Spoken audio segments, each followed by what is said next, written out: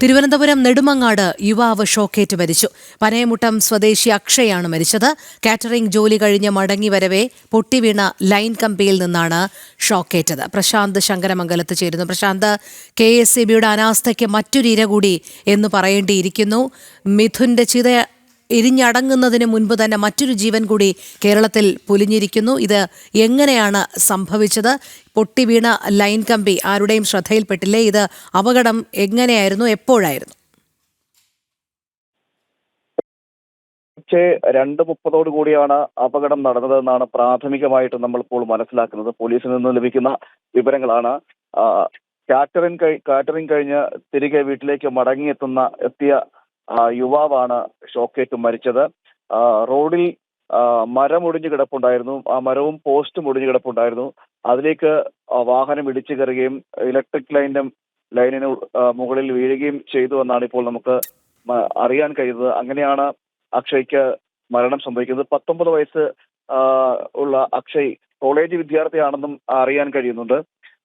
അങ്ങനെ ആ വിദ്യാർത്ഥിക്കാണ് ഇപ്പോൾ ദാരുണമായിട്ടുള്ള ഒരു അന്ത്യം സംഭവിച്ചിരിക്കുന്നത്. നമുക്ക് തേവലക്കരയിലെ മിഥുന്റെ മരണത്തിൽ നിന്ന് കേരളം, മലയാളി സമൂഹമൊന്നും ഇതുവരെ മുക്തമായിട്ടില്ല.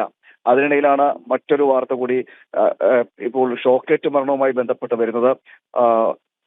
വലിയ രീതിയിൽ വേദന ഉളവാക്കുന്ന സംഭവമാണ്. എന്തായാലും എന്താണ് കൂടുതൽ സംഭവിച്ചതെന്നെല്ലാം അറിയേണ്ടിയിരിക്കുന്നു.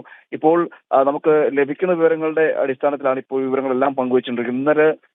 ഇന്ന് പുലർച്ചയോടുകൂടിയാണ് ഈ അപകടം സംഭവിച്ചത്. കാറ്ററിംഗ് ജോലി കഴിഞ്ഞ് 3 പേർ അടങ്ങുന്ന സംഘം മടങ്ങി വരികയായിരുന്നു. ഒരു വാഹനത്തിൽ 3 പേരുണ്ടായിരുന്നു. അതിൽ വാഹനം ഓടിച്ചത് ഈ മരണപ്പെട്ട അക്ഷയ് എന്ന് പറയുന്ന യുവാവായിരുന്നു. ഇവർ മഴയുടെ ഒരു അന്തരീക്ഷം മൂലമാകാം എന്തായാലും ഈ മരം ഒടിഞ്ഞു കിടക്കുന്നതും പോസ്റ്റ് ഒടിഞ്ഞു വീണതും കാണാൻ കഴിഞ്ഞില്ല എന്നാണ് മനസ്സിലാക്കാൻ കഴിഞ്ഞത്. ആ പോസ്റ്റിലേക്കും മരത്തിലേക്കും എല്ലാം വാഹനം ഇടിച്ചു കയറുകയായിരുന്നു. ബൈക്ക് ഇടിച്ചു കയറിയായിരുന്നു. തുടർന്ന് തെറിച്ചു വീണു എന്നാണ് ഇപ്പോൾ അറിയാൻ കഴിയുന്നത്.